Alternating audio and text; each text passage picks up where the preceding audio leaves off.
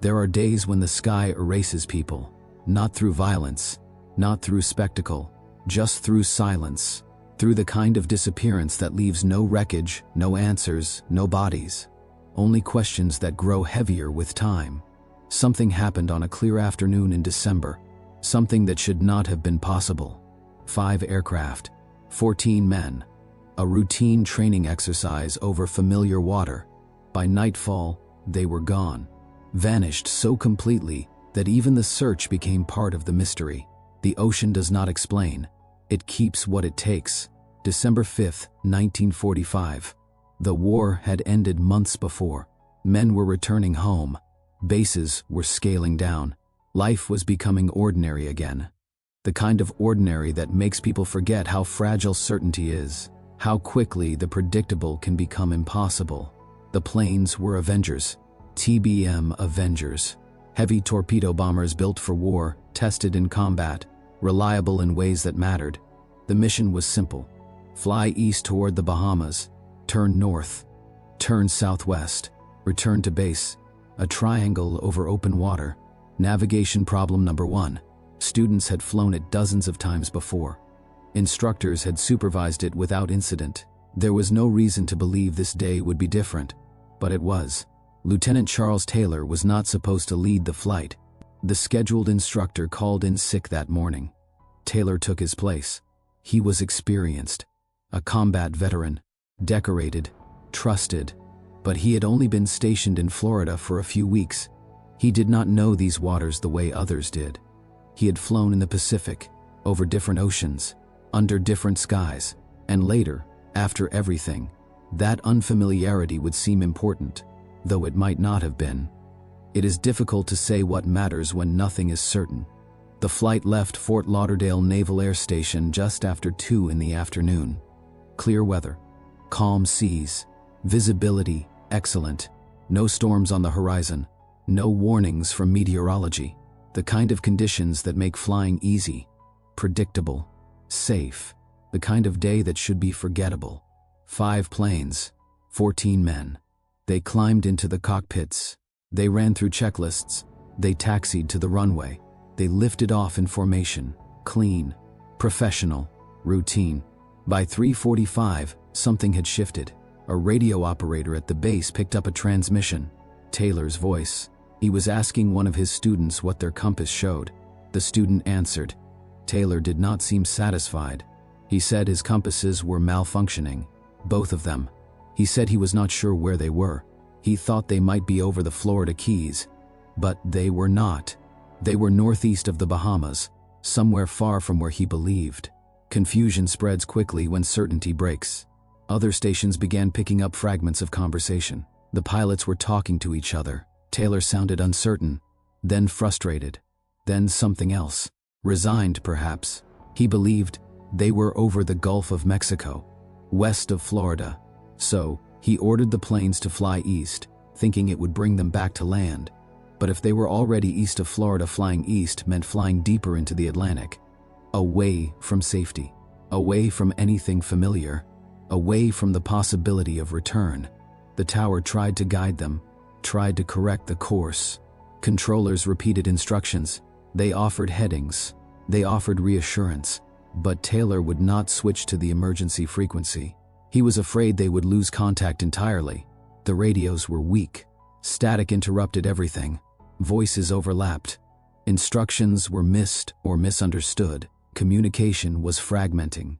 And with it, the last thread of certainty. At one point, another instructor radioed a suggestion. He told Taylor to hand control to one of the students, someone whose instruments might still be working. Taylor refused. He did not say why.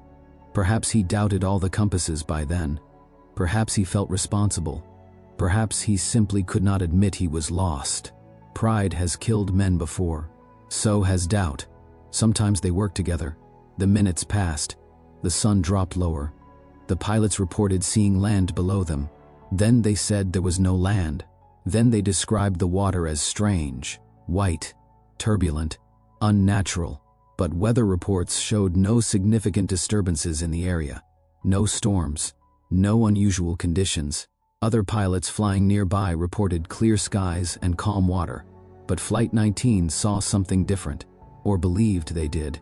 Perception becomes unreliable under pressure. The mind fills gaps with assumptions. The eye sees what it expects, and when instruments fail, or seem to fail, the body loses its reference. Up becomes down, east becomes west, distance collapses or expands. Pilots call it spatial disorientation. It happens in clouds, in fog, at night. But this was daylight. This was clear air. This should not have happened. The human brain was not designed to fly. It evolved on solid ground with fixed horizons. In the air, without visual reference, without working instruments, it begins to lie. The inner ear sends false signals. The body feels motion that is not happening, or fails to feel motion that is. Pilots are trained to trust their instruments over their senses. But what happens when the instruments cannot be trusted? When the compass spins? When nothing aligns with what the body believes? Taylor was caught between two realities. What his instruments told him, what his mind insisted was true. And he chose his mind. He chose certainty over data. He chose belief over evidence. And that choice killed him. By 4:30, Taylor decided they would fly northeast for a while, then turn north. He still thought they were south of Florida. He was trying to reach the coastline, but the coast was not where he thought it was. And the fuel was running low. Each Avenger carried enough for roughly 6 hours of flight under normal conditions. They had been airborne for 2.5. But fuel consumption increases with stress, with maneuvering, with uncertainty. The engines burn harder when pilots push them. The gauges were dropping faster than expected. At 5:15, a final clear transmission came through. Taylor's voice. Calm, almost flat, detached in a way that suggested acceptance. When the first plane drops below 10 gallons, we all go down together. There was no panic, no desperation, no pleading. Just a statement of fact, a decision already made. He would not abandon his students. They would stay together. They would descend together. And if that meant they all died, then that is what would happen. The radio hissed. Static filled the silence. No one responded. Perhaps there was nothing left to say. By 6 that evening, there was nothing. No voices, no signals, no noise. The Avengers had been in the air for nearly 4 hours. The fuel should have been gone. The planes should have been in the water. But there was no confirmation, no splash, no distress beacon, just absence. It was the kind of silence that feels wrong, that feels too complete, as if the air itself had swallowed them. A rescue plane launched just after 7. A PBM Mariner flying boat, 13 crew members aboard. Experienced men. The Mariner was tasked with searching the most likely drift path based on Taylor's last known position. It was a large aircraft, slow but steady, equipped for long searches over open water. Built for endurance, built to find what others could not. The crew radioed their position 23 minutes after takeoff. Routine, unremarkable, everything normal. Then it too disappeared. No distress signal, no warning, no explanation. One moment the radio was transmitting. The next, it was silent. A merchant ship in the area reported seeing a bright flash in the sky around the same time. An explosion, perhaps. A fireball. Then nothing. The Navy later concluded the Mariner had likely exploded in midair. Fuel leaks were common in that model. The fumes built up in the fuselage. A single spark could ignite everything. Crews sometimes called them flying gas tanks. They joked about it, until it was not a joke. But no wreckage was ever recovered. No debris. No floating fuel slicks. No bodies. No life rafts. No seat cushions. No personal effects. The ocean took the Mariner just as it had taken Flight 19. 27 men. Gone in a single evening. And the silence that followed was heavier than before. 2 disappearances. Same night. Same ocean. Different causes, perhaps. But the same result. Absence. The search that followed was one of the largest in naval history at that time. Days passed, then weeks. The ocean remained the same. Vast. Indifferent. Every grid searched only widened the silence. Hundreds of planes flew low over the water, scanning for debris. Dozens of ships cut through the waves, dragging nets, dropping sonar buoys. The Coast Guard, the Navy, private vessels, they covered more than 250,000 square miles. They combed the coastline. They searched the swamps. They scanned the reefs and the deep water channels. They found nothing. No debris, no oil slicks, no bodies, no life rafts, no parachutes, no scraps of aluminum, no floating seat cushions, not a single fragment of 5 massive aircraft, not a trace of 27 men. The ocean had kept everything. It does that sometimes, keeps things, but not usually this completely. Not without leaving something behind. A piece of wing, a fuel tank, a flight jacket. Something always floats. Something always washes ashore, but not this time. The Navy needed answers, but answers were hard to hold on to when nothing could be found. Theories came quickly. Pilot error, instrument failure, disorientation, weather, fuel exhaustion. All reasonable, all plausible, all insufficient. The Navy conducted an official inquiry. They interviewed ground crew. They reviewed maintenance logs. They examined the radio transcripts line by line. They questioned every decision Taylor made, every turn, every refusal. The conclusion was clear. Taylor had become disoriented. He had refused guidance. He had led the flight in the wrong direction. His confusion had caused the disaster. The report was filed. The case was closed. His mother protested. She wrote letters. She demanded hearings. She said her son was experienced, competent, decorated. He had flown combat missions in the Pacific. He had survived situations far more dangerous than a training flight over calm water. He had landed on carriers in the dark. He had been shot down and survived. He would not have made such a basic error, not without reason. The Navy listened. Quietly, they revised the conclusion. The cause became reasons unknown, a rare admission, a crack in the armor of certainty, an acknowledgement that something had happened beyond their understanding. But the deeper question remains: what could disorient a trained combat pilot so completely? Taylor had flown over the Pacific without instruments. He had navigated by stars, by instinct, by experience. He had fought in battles where survival depended on precision. Yet, on a clear afternoon, over water he should have recognized, something broke inside him. He did not trust his compass. He did not trust the tower.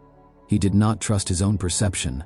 He believed he was hundreds of miles from where he was, and that belief, that unshakable certainty in the face of contradicting evidence, killed him. And 13 others.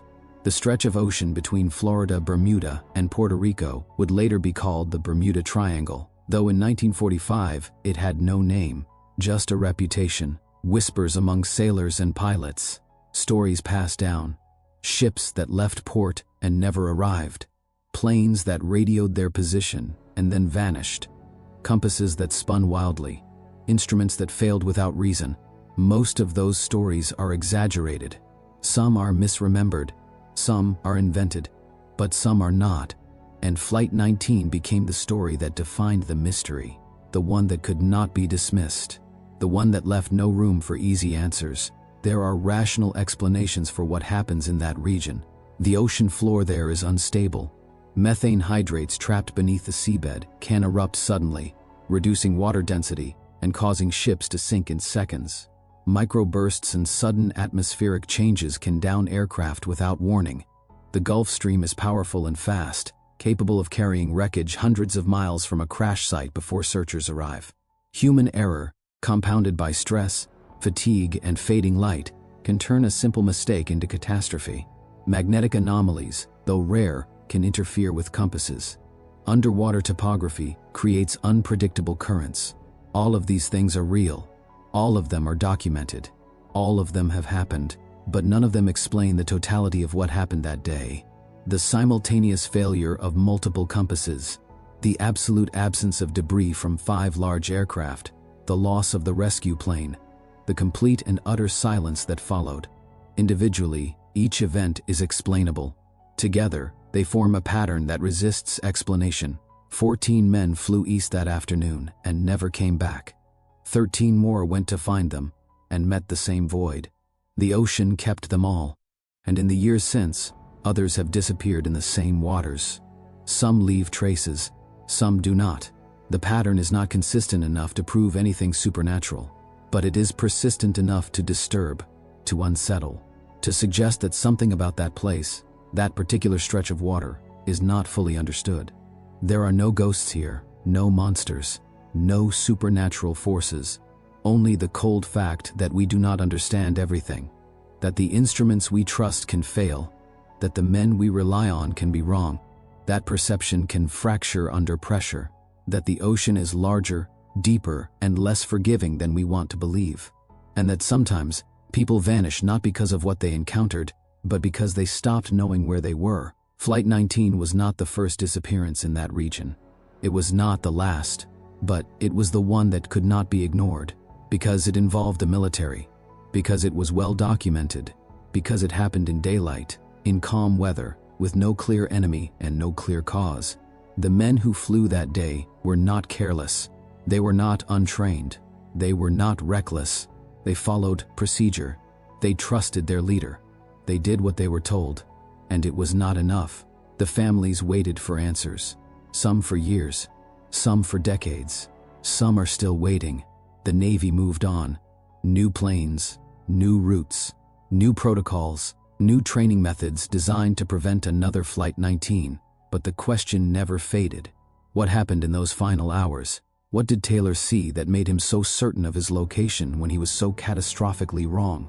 What did the other pilots feel as the fuel gauges dropped and the sun disappeared below the horizon? Did they argue with him? Did they trust him? Did they realize he was wrong? Did they know, at the end, where they actually were? Did they see the water rising to meet them? Did they have time to think, to regret, to understand? Or did it happen too fast, too suddenly, without warning or comprehension? No one will ever know. The sea does not offer clarity. It does not return what it takes. It does not answer questions. And Flight 19 is somewhere beneath the Atlantic, if it is anywhere at all. The wreckage may be scattered across miles of ocean floor, crushed by pressure, buried by sediment, consumed by salt water and time, resting in darkness so deep that light has never reached it, or simply too far, too lost, too dissolved to ever be found. Search technology has improved. Sonar can map the ocean floor in extraordinary detail now. Submersibles can reach depths that were unimaginable in 1945. Satellites track debris fields from space. But the search area is vast, and the ocean is patient. It does not give up its secrets easily, and after 80 years, the trail is cold. If there ever was a trail, what remains is the absence, the silence where there should be voices, the empty air where there should be metal, the unanswered space where there should be resolution. And that absence is louder than any explanation, because it means that on a clear day, with trained men and reliable machines and calm weather and good visibility, something failed, something broke, something went so catastrophically wrong that it erased 27 people without leaving a single trace. And no one understands what. The tower operator, who heard the last transmissions, never forgot Taylor's voice. Decades later, he would still describe it. He said it sounded tired, not afraid, not panicked, not desperate, just tired, as if he had already accepted what was coming, as if he knew the ocean was waiting, as if he understood, in those final minutes, that he had made a mistake he could not correct, a mistake that would cost 14 lives. And when the static finally swallowed the signal, there was nothing left but the hum of empty frequency, the sound of absence, the sound of men becoming silence. Some disappearances are violent, some are sudden. This one was gradual, a slow drift into uncertainty, a loss of orientation so complete that even the men experiencing it could not name it. They knew something was wrong, but they did not know what. They tried to fix it. They followed their training. They trusted their leader. They stayed together. And then they were gone. The gauges were dropping. No one spoke. There was nothing left to calculate. If you have your own sense of what happened that day, or if something in this story refuses to leave your mind, leave your thoughts in the comments below.